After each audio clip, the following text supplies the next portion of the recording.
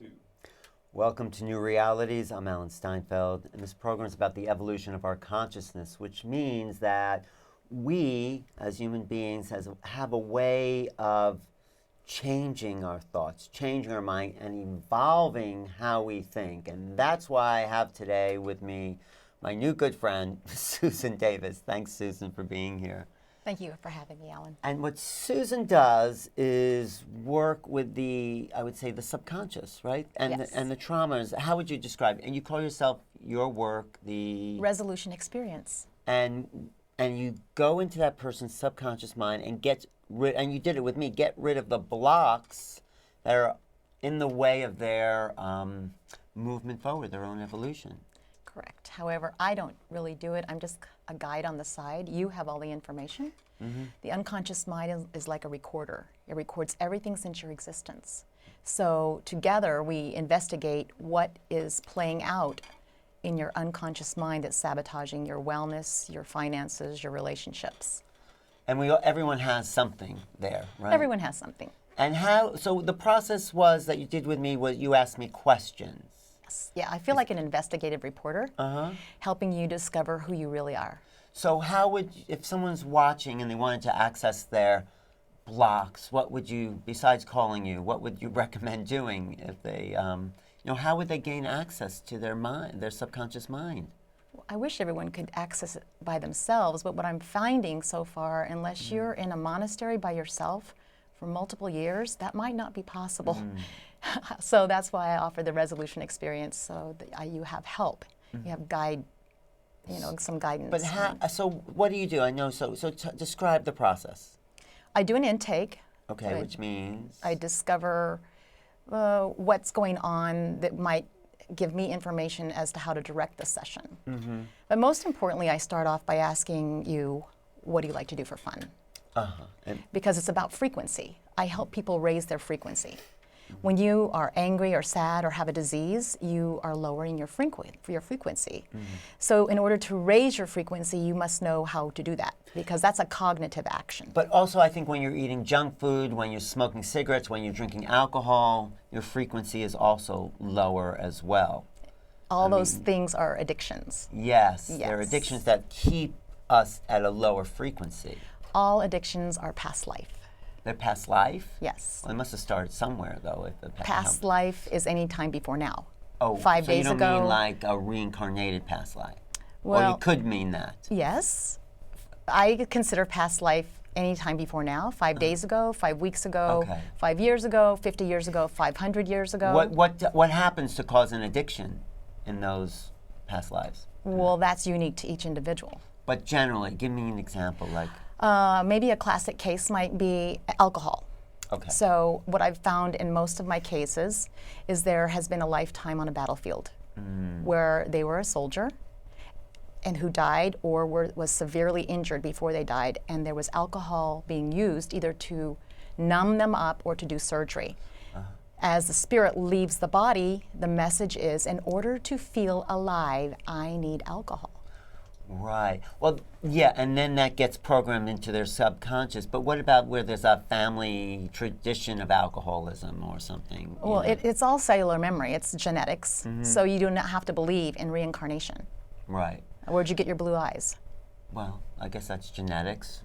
Right.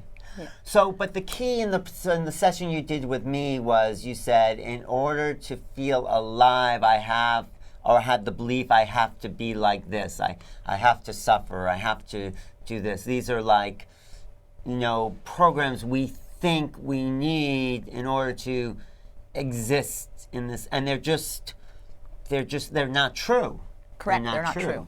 Like, I think the program you did with me, not that it has to be for other people, is that, you went back to the time where my mother was pregnant, and you're saying what's happening with her, and said I felt like she was anxious, and then you said to me, in order for me to feel alive, I have to feel anxious. That was a program. Well, let's back up a minute. Okay. Because I do not project in the session. Okay. All the information comes from you. That's right. Right? That's right. No, you're right. So this is not a psychic reading. No, I know it's not a psychic reading. I got that impression, and then you fed it back to me. Yes. I gave it back to you in the sense that that was the unconscious behavior or message playing out since before you were born. Right. And I picked that up, that unconscious message, and Bring it to the conscious level. in this process, we brought it to the conscious level. Correct. Because if things are not conscious, as Jung says, they act and direct our action. They direct our action Exactly. unconsciously. Yes. When we make it conscious, and I did feel a huge relief. Yes. I felt a huge amount of freedom and energetic let go in that process that we did. The resolution experience. Yeah, but you say we are all traumatized. What do you mean by that? Well, I don't like to use the word all, but I would say Okay. that probably most of us have had some type of trauma. Let's just say all. That was okay. No, okay. Let's just make up our own statistics. Yeah. No, but probably most people are somehow traumatized by something in their environment because there's not that many happy, functional, totally present people out there. Right. So, okay, most. So what is that that's happening there with them? It's an unconscious behavior playing out that needs to be brought to the conscious level to be released and let go. And when people are traumatized, like something that happens, war, or life-threatening rape, or gun violence, something, parts of their personality or soul leaves, right? What Well, happens there? that would have to be someone's belief system, and that might be your belief system, so that Well, I no. meet you where you're at. Okay. Okay. But in traumatic situations, people do disconnect from their conscious mind. Yes. And then how do you bring them back? Well, I don't do that. All right. I help you figure it out. Okay. So we need to go and investigate it. Okay.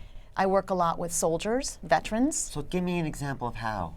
Well, I recommend, I don't know how many sessions you'll need. I would wish that everyone could only have one session. However, it doesn't usually work that way because it's a layered effect like an onion, so we've got to peel it back all the way to the point of origination. So PTSD, for example, one of my clients who's a veteran had experienced 23 blasts and 3 documented concussions. He was suffering from PTSD and not That's functioning post-traumatic stress syndrome. Yeah. Which is, I call it a way the mind, the psyche retreats from the present moment because that's how it's a survival mechanism. It is definitely survival. And so, but they're not conscious. And then, of course, the effects of PTSD means that they, like a noise could start a reaction, like a little noise can generate a huge reaction because they're still traumatized from those explosions. So Right. what did you do here with this person? Well, we regressed to several different lifetimes, but the first one that came up for this man was an event that he had when he was 5 years old when he fell out of a tree. But don't you go back to the time that explosion happened with him? Well, you direct the session. Okay, so the first thing is you asked this guy. We take the feeling in the body. The feeling then being... Maybe he had a headache. He had suffered from migraine headaches for 6 years. Okay. So we were targeting the headache. Not the PTSD right away. No. You target the symptom as, okay, I Yes. get it, okay. So we targeted that's what the resolution experience is about, is actually focused. We're targeting the focused trauma or the issue that's presenting at the moment. Okay. So the feeling in the body takes you back because it's cellular memory. Then we discover what it is. Okay. So what happened with this client was he had fallen out of the tree. So he had gotten a This concussion. was after the war and all that. This is before the war. Oh, before the war, okay. This is when he was 5 years old. Oh, okay. So he had fallen out of a tree, had a concussion. Right. So we brought that from that moment further up to the conscious level where he could release it. How did he do that? How did he release it? If he fell out of a tree and had a concussion and there's some kind of effect, how does someone release it? Well, you must use your right brain. The right Okay. brain is the creative side of our our being. That's what heals us. So while our left brain keeps us alive, the basic hierarchy of needs, the right brain is what allows us to heal ourselves. But did he say he felt a certain way? I mean, I'm just curious, how does... Well, I'd have to release look a at my notes because it's Right, very right. unique. Well, just make it up. No, in a typical session. That's well, it's typical. Every session is different. Okay, but I would know, how would he release the trauma from the concussion? Because what happens is I say, do you want to keep that? Uh-huh. And he says no. I said, all right, let's just let it go. Whatever that looks like to you, to let it go. Whatever it looks like. So a concussion look like... What would it look like to you? I guess suffering, pain, you know, not feeling good. But then how do you let that go then? Well, you decide. You have to use your own imagination because I can't tell you what your imagination Well, should how would you be. let it go if it was your I can give you concussion? suggestions. Okay. So the suggestion might be you could cut a cord, pull okay. a plug, To put the it past. Yes, that is the past. He was 5 years old. So you cut a cord. You just visualize cutting a Yes, cord. visualization. Or some kind of act that would disconnect you from the past because and when you're disconnected from the past you have more life in your body. Correct. Okay. You're present. Okay. So after 2 sessions with this soldier, he didn't have migraine headaches. Uh-huh. This is without any pharmaceutical intervention. Right. And what about the effects of the PTSD from the war? How do you deal with that? I Well, mean, it's all accumulating. Right. It's all layered up. Oh, so you're saying if he didn't have that concussion, the effects of the war might not have been as severe. Yes. I see, because one thing led to the other, and because that was still unconscious, this war effect amplified that unconsciousness. Exactly. I get it. So then you go through everyone's history in their life and see like where like the beginning of a little thing is, like, you know, maybe your mother yelled at you and you tensed your back, and then like 20, 30 years later you have back pain. Yes. And then you go back to, okay, not the pain at the moment, but the pain. Takes you to where it originated. Right. Oh,